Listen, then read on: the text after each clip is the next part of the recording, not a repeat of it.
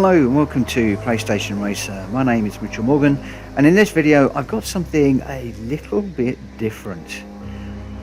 I started with Gran Turismo back in version 1, and I played just about every version of Gran Turismo that's been released, but I have never ever seen a crash like the one that we are about to see.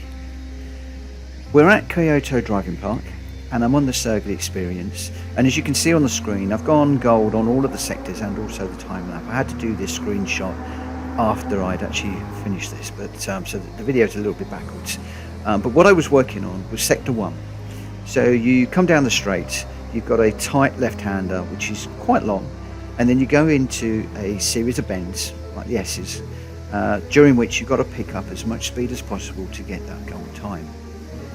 Well, we got it completely wrong. I say we got it completely wrong. I felt that I was okay, but we had an enormous crash, and one that I am amazed that the game could actually reproduce. That the physics and the graphics and everything else could actually cope with what happened. It's my biggest crash ever on Gran Turismo, and it is probably up there with one of the single car crashes that I have ever seen on the game. So what I'm going to do is I'll show you the view in the car, how I was actually driving. We'll then also look at a view externally so you can see the real scale of the accident, and then I've got a slow-mo which we'll do at the end.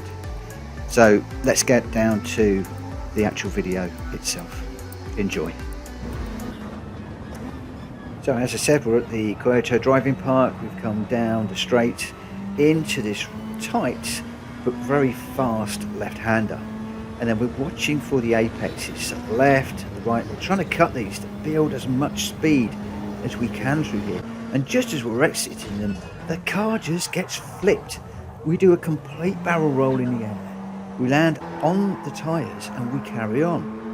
So that was internal. This is the external view of that. So just as we're exiting that corner, again you can see we're riding these curbs nicely, building speed, everything's looking really good, and then suddenly something just catches the wheel on the inside of the curb or something, and it just launches into the air, rotates a full 360 degrees. You can see in this slow motion version you get a 360 degree flip in the air as it's coming around, and we are fully upside down, and I'm amazed that Gran Turismo is actually animating this.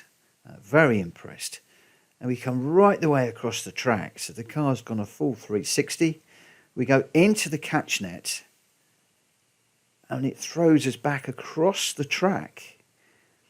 And strangely now, we've done a full 360 as well. So rather than the roll, we've done a full flat 360. You can see the suspension really taking the punishment as that car slams into the track. And then we right the car and we're back on the racing line. And amazingly, in real life, that car would have smashed to pieces. But we were able to carry on with the lap. Quite amazing. The biggest crash that I've ever seen on Gran Turismo. Hope you enjoyed this one. Catch you again on another one at some time in the future. Take care. Bye-bye.